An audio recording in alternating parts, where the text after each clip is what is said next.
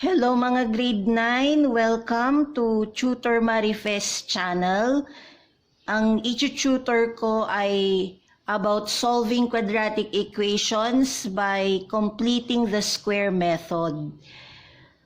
Itong method na to ang most complicated in solving quadratic equation compared to the other methods such as extracting square root, ano pa ba, factoring method, at yung using the quadratic formula. Ito ay ang pinaka-komplikado sa kanilang lahat. Okay, kasi prone to error ito kaya considered as the most complicated method in finding the solutions of a quadratic equation. Okay, so let's start. Meron tayong i-solve na dalawang problems. Okay, so ang first problem natin ay x squared plus 14x minus 32 equals 0. So parang warm up pa lang ito kasi ang leading coefficient ay 1. Or your a is equal to 1. Ano ba yung leading coefficient? It's the coefficient of x squared or the squared variable. Mas magiging komplikado pa yan kasi kung hindi 1 yung leading coefficient. Okay, so magfo-focus lang muna tayo if the leading coefficient is 1. Another video na lang yung when the leading coefficient is not 1. Okay, so ano ang step 1? Ang step 1, kailangan kolektahin mo ang mga terms containing letters on the left side.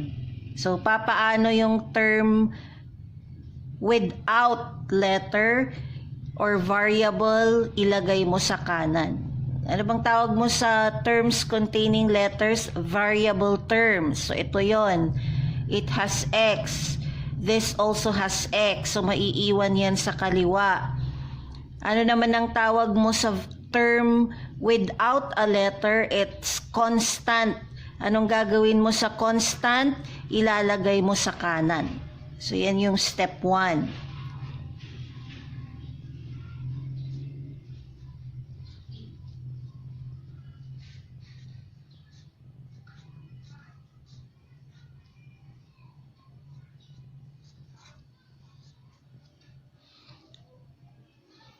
Step 2. Kaya siya tinawag na completing the square. Dahil ang susunod na gagawin mo, ifo-form mo o mag-create ka ng perfect square trinomial using the two variable terms on the left side. So pag sinabi nating perfect square trinomial, ilang terms yon? 3. Ilan ba tong terms na nasa kaliwa? 2 lang. So, ibig sabihin, magdadagdag tayo ng isang term para mabuo natin ang perfect square trinomial.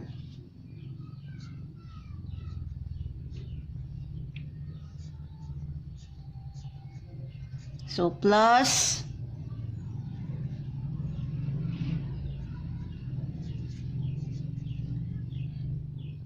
and by addition property of equality, kung magdadagdag tayo dito ng additional term to form the perfect square trinomial, kailangan magdadagdag din tayo dito sa right side ng same as what we're going to add to the left side. So, ganun ang addition property of equality. Kung anong ginagawa mo sa one side, gawin mo rin sa other side. Okay. So, tatandaan ang perfect square trinomial, laging positive yung last term niya. At ang last term ng perfect square trinomial ay constant. So, wala itong kasamang variable. Paano ba sinosolve ang constant term ng perfect square trinomial? Gagamitin mo ang coefficient ng iyong x. Pwede mo nang i-disregard kung ano yung sign dito kasi later on mag-i-square ka rin. At pag nag-square ka, laging positive naman ang answer whether this is positive or negative. So, pwede mo nang huwag pansinin kung ano yung sign dyan. You just take the coefficient of x. So, ano yan? It's 14. And you always divide the coefficient by 2. Etong divided by 2 is fixed. So, laging ganun yung process. Lagi mong kakalahatiin yung coefficient. After dividing by 2, you square. Kung ano man ang lalabas na answer dito, yun yung idadagdag mo dito. Pag ginawa mo yun, perfect square trinomial na ang nabuo mo. What is 14 divided by 2? So since this is an even number, then it's divisible by 2. Eksakto yung answer dyan. What's 14 divided by 2? It's 7. Tapos squared. Nag-plus 7 squared ka on the left side, mag-plus 7 squared ka din on the right side. It has to be balanced. Okay? So, this is your perfect square trinomial. Na-complete mo na yung square on the left. Okay? What's next? After completing the square, i-rewrite mo yung perfect square trinomial mo into factored form. Natutunan nyo na yan. Kapag nag-factorize ka ng perfect square trinomial, ang factored form niya ay square of a binomial. So, paano mo i-form ang factors nito? It's the square of, kunin mo lang yung mga base. Yung mga base, yun yung square root ng first and third terms. What's the square root of x squared? It's the base. It's x. What's the square root of 7 squared? It's the base. It's 7. So yun yung reason bakit hindi ko sinulat na 49. Hindi ko in-evaluate ang 7 squared. Kasi later on, kukunin mo rin naman ang square root ng 49. Gusto kong ipakita na ang magagamit mo ay yung base. At ito yon. Ano yung operation between the two bases or the two square roots? You follow the sign of the middle term of the perfect square trinomial. So, this is plus, kaya plus din yan.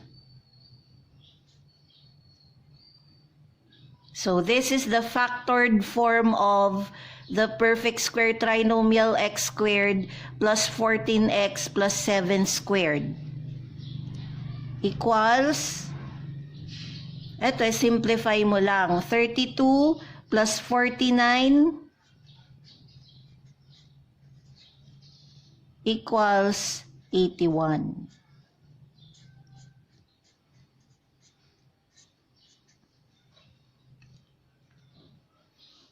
Pwede mong i-rewrite ito na naka-square. That's 9 squared. Yan. So what's next? You extract the square root of both sides. Why? Kasi we're trying to solve for x. Hindi mo basta-basta ma-isolate yung unknown x hanggat naka-raise siya sa 2. Etong expression na to. So, ang gusto mo kasi, mawala itong exponent na 2 dito. At ang inverse operation ng squaring a number ay you extract the square root.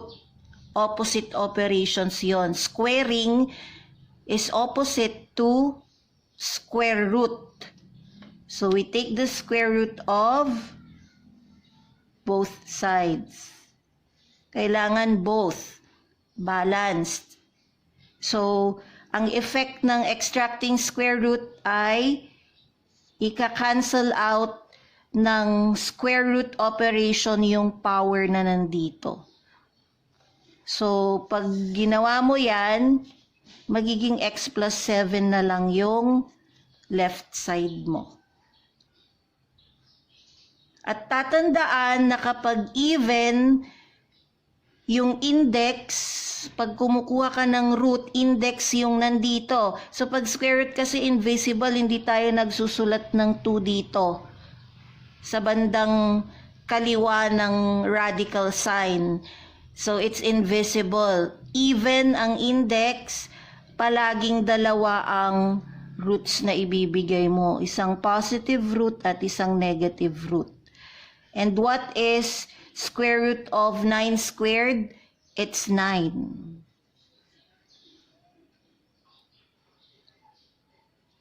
Yan yung reason bakit ko pa nire-write ang 81 into 9 squared.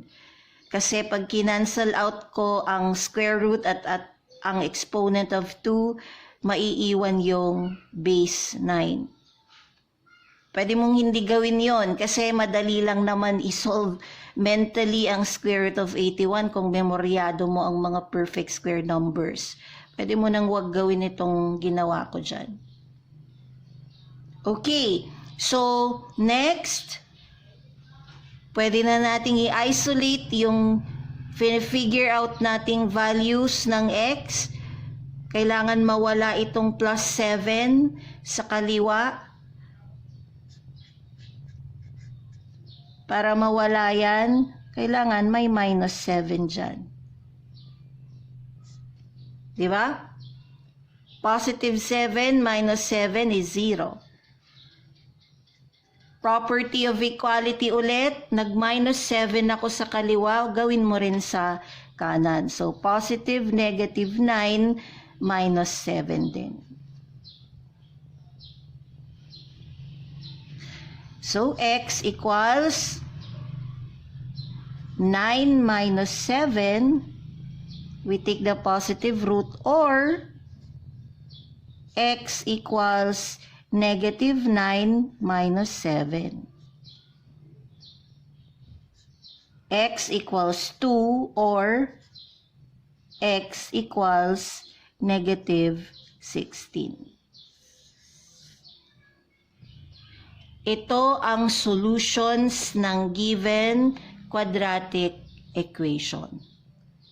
So, dalawa ang solutions. You have to expect 2 solutions actually.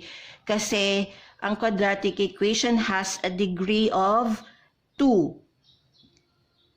Therefore, it also has 2 solutions.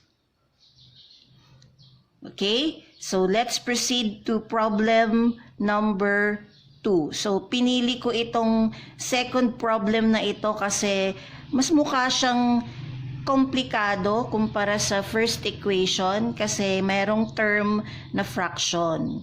Dito kasi puro whole numbers yung nagamit na numbers. This time, meron tayong fraction. So, tignan natin kung anong mangyayari sa problem number 2. Step 1 ulit. Ano ang step 1? Iwanan ang mga variable terms sa kaliwa. Yung constant term, ilagay sa kanan. Gawin natin.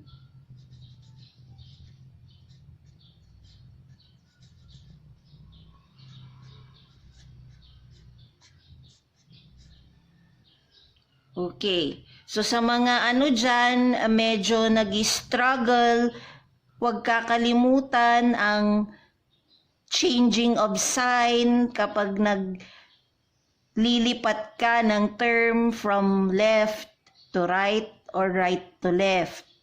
So, huwag kakalimutan yon. Otherwise, masasayang ang pagod mo. Inilipat ko ang negative 51/4 to the right side. So, kung negative siya on the left side, magiging positive na dapat siya on the right side. So, that's very basic ha. Huwag kakalimutan yung ganon. O, balikan natin yung first problem. Negative 32 siya on the left side. Pagdating niya sa kanan, naging positive 32 na siya. Actually, yung lipat-lipat na sinasabi ko, ang tamang term doon ay transposition, na transpose yung term. So, tandaan nyo yung changing of sign. Next, magko-complete the square na tayo. So, ito, kulang siya ng constant term. Kailangan nating dagdagan ng constant term yan para ma-complete natin ang square. So, magpo-plus something tayo dyan.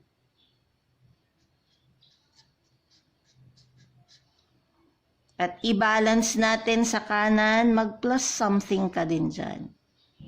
Laging the same itong something na to. Paano sinosolve yung something na yan?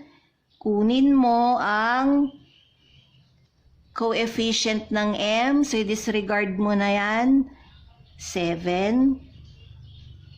Ano yung fixed sa process? Fixed na divided by 2 lagi. Tapos, i-square mo. So, divided by 2, tapos squared. So, 7/2 squared. Hindi ko ulit in-evaluate. Hindi ko hinanap ano ang value ng 7/2 squared kasi sa susunod na step, kukunin ko lang yung base. Dito ka mag-i-evaluate. Pwede mo nang i-directang ibigay dito sa blank yung value ng 7/2 squared kung gusto mo. Okay? For the sake of those who struggle, pinapakita ko muna na the same yung idinadagdag to both sides para madali niyang maintindihan. Okay, next step is, after forming your perfect square trinomial, you rewrite the perfect square trinomial into factored form. Magiging square of a binomial na yan. Follow the sign of the middle term of the perfect square trinomial. So it's again plus sign. Kukunin ko yung base or the square root of m squared. Kukunin ko rin yung base ng constant, or it's the square root of 49/4. It's 7/2. Yan. Tapos itong kanan, is-simplify mo. 51/4. Square mo na to. 7 squared, 2 squared. So it's 49/4. Medyo madali pa rin ito kasi naging similar fractions. M plus 7/2 squared equals, paano mag-add ng similar fractions? Add only the numerators, copy the common denominator. 51 plus 49 is 100/4. At i-rewrite ko ito as 10 halves squared. Tama ba? 100, pag gusto mong i-rewrite as a square, 10 squared. 4, pag i-rewrite mo as a square, 2 squared. Kaya naging 10/2 squared. M plus 7 over 2 squared. So question, bakit tutor di mo na lang sinimplify na 100 over 4 is 25? Kasi ang 100 naman ay divisible sa 4. Pwede. Pero maiintindihan ninyo mamaya bakit ginawa kong 10 over 2 para ito sa mga estudyante na nahihirapan mag-operate ng fractions. Okay? So, let's proceed. Pagkatapos mong i-factorize ang perfect square trinomial mo, ang next ay gusto na nating ma-eliminate yung exponent 2 dito. Let's use the inverse operation of squaring. It's extracting square root. So we extract the square root of both sides. Kasi this square root will cancel out the exponent 2. So yung left side mo becomes m plus 7 over 2. Equals, this square root will also cancel out the exponent 2 on the right. So magiging 10 over 2. And of course, since even yung index, we have a positive and negative roots. So, huwag niyong kakalimutan yung positive and negative, ha? Ilalagay niyo palagi yan kung yung index mo, pag kumukuha ka ng root, tapos your index is even. Ano-ano ba yung roots kapag even ang index? Square root, fourth root, sixth root, eighth root, etc. etc. Alam niyo naman siguro yung mga even numbers. So, laging positive, negative ang ibibigay mong roots. Unless, in-specify na you only give the positive root or you only give the negative root. That's the time, isa lang ang ibibigay mong root. Pero pag di in-specify yon, automatic, you have to not forget your positive and negative signs. Okay. So, dito nyo na maiintindihan bakit di ko na lang gawing 5 yan. You're trying to solve for m. So, ina-isolate mo yung m. Inuunti-unti mo na m lamang ang nakikita sa kaliwa. Kasi pag m na lang yung nasa kaliwa, na-solve mo na yung equation. M plus 7 over 2. Di mo kailangan yan kasi you want m only. So, para ma-cancel out ang plus 7 halves kasama ng m, dapat may 7 halves dito. Minus 7 over 2. So, ka-cancel niya yon. I-balance mo. Kung anong ginawa mo sa kaliwa, gawin mo rin sa kanan. Mag-minus 7 over 2 ka rin. So, eto na yung reason bakit simula dito, di ko na lang ginawang 25 yan at di ko na lang ginawang 5 yan.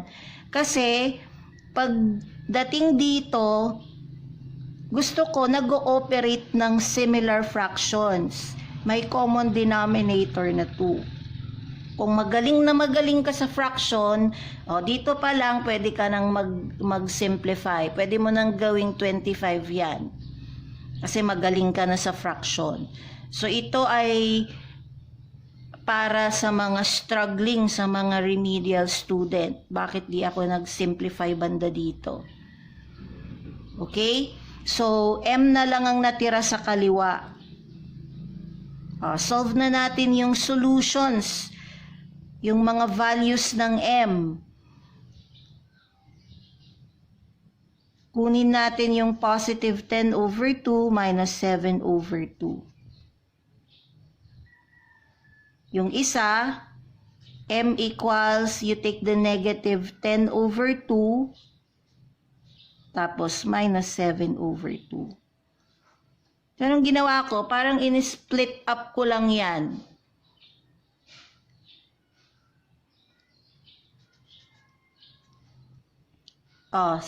Subtracting similar fractions. Paano ang subtracting similar fractions? You subtract only the numerators. What's 10 minus 7? It's 3. And copy the common denominator. So this is the first solution. Or m equals negative 10 minus 7. That's negative 17. Copy the common denominator 2. So, ang prone to error banda dito ay yung mga estudyante na hindi masyadong na-master noong grade 7 ang rule for subtracting integers. So, mag-iingat sa negative 10 minus 7. Quick review. Paano naging negative 17 yan? Negative 10 minus 7. Anong tinuro ni grade 7 teacher? Anong rule? When subtracting signed numbers, anong ginagawa? You always copy the minuend. So, yung minuend mo, yun yung first number mo. Then, you change the minus operation into plus. Then, you always change the sign of the subtrahend. Your subtrahend is 7, positive 7. You change the sign. Magiging negative 7. Yan na yon. Yung subtraction problem, naku-convert into addition problem. At dapat na master mo din ang addition rule. Sabi sa addition rule, pag nag-add ka ng dalawang signed numbers na magkapareho ang sign, add their absolute values and copy the common sign. Ano bang absolute values? It's the value of the number if you disregard its sign. Ang absolute value ng negative 10 ay 10. Takpan mo lang yung sign niya. That's the absolute value. Absolute value of negative 7, disregard the sign. Takpan mo yung sign niya. Nung nakikita mo, 7 lang. 7 is the absolute value of negative 7. So, add the absolute values. You have 10, you have 7, add, so 17, and copy the common sign. So, this is grade 7. So, hindi porke grade 9 ka, iti-take for granted mo na yung mga grade 8, grade 9. So, pag di mo na master ang mga yon, babalik at babalikan ka. At ito na nga yun. So, ang magkakamali dito ay yung mga estudyante na hindi na master yung mga yon. So, that's all for today. Sana sa mga grade 9, maraming natutunan. Meron pa itong part 2 at part 3 kasi i-discuss ko din kung what if lalabas na hindi naman similar yung mga fractions. So, that's another case. Tapos, the leading coefficient is not 1. So, anong gagawin mo if this is not 1? Kasi hindi naman laging 1 ang leading coefficient ng quadratic equation.